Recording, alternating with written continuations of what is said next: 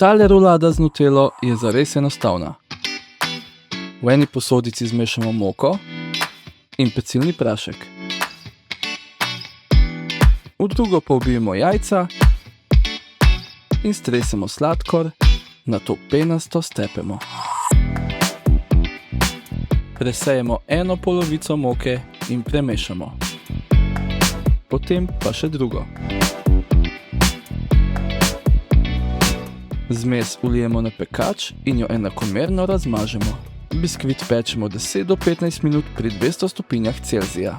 Takoj po peki ga zavijemo v krpo. Ko se ohladi, ga odvijemo in odrežemo roba. Dobro ga namočimo z mlekom.